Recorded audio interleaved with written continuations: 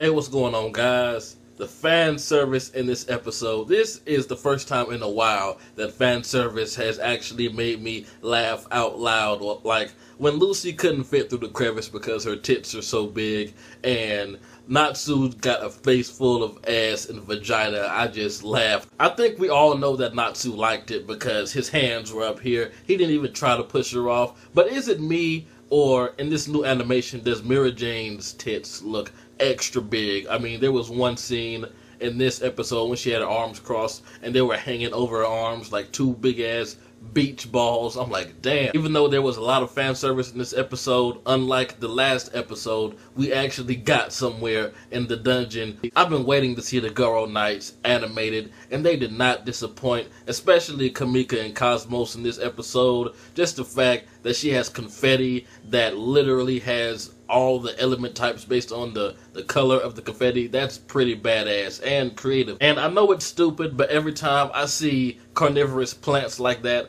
I think of Mario. I don't know why. Even though those plants do not look like the piranha plants from Mario, I was still reminded of it like as soon as I saw them. But what really impressed me this episode was Wendy and Natsu's cooperation with each other. Now, it's hard to believe that this is the same girl that when she was introduced, she could only do healing magic or sky magic. Like she wasn't offensive at all. Like she had no offensive attacks. But now she has the roar, she has the wing attack, she has the talons, and when they combined their roars together, that was really epic. It really was impressive seeing those two work together, but I was more impressed with Wendy keeping up with Natsu. I'm not trying to say I never have faith in Wendy, but I mean, just like I said, when she was first introduced, she was just this fragile girl that can only really do one thing. But just seeing her keep up with Natsu, it's a promise that she's going to be epic later on down the line, especially in the manga, boy. You guys know what I'm talking about. Props to Wendy, although she did get owned at the end, but we all know that it's not going to end there. I mean, Wendy's not going to die, obviously,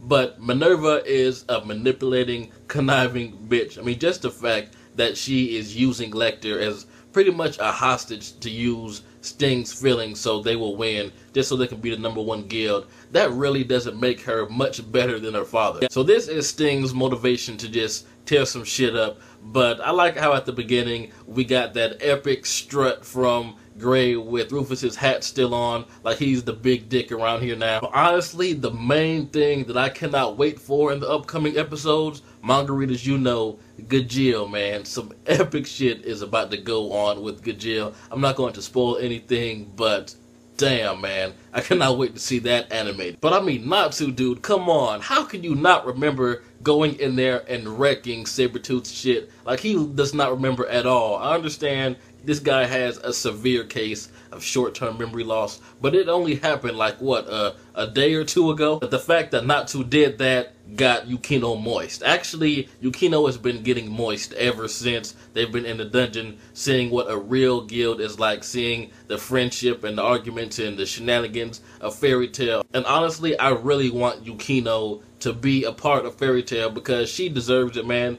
Especially, she has a fucked up background. She has been involved with this asshole guild. Well, the guild master is the asshole anyway, so she deserves, you know, friends and whatnot. So her joining Fairy Tail would be awesome. I'm not sure if any other reviewer has mentioned this, but in the new animation, Natsu's fire looks awesome. Like I said in my episode 1 review of the new season, Natsu's fire back in the old season sometimes just looked like a glowing red orb around his fist, but I like how the animation team is actually taking the time out of their lives to make it look like fire. And this episode, it looked badass. It even had some 3D effects on it on some parts. I was like, damn. Now I'm really interested to see how a lot of anime-only watchers are going to deal with some stuff that's about to come up, because I would say within a good maybe a month and a half to 2 months, there is a part, you know, I'm assuming you guys are familiar with King of Lightning. He's an awesome reviewer, by the way. But something that he read in the manga literally just made him drop Fairy Tail right there. Like, that was the last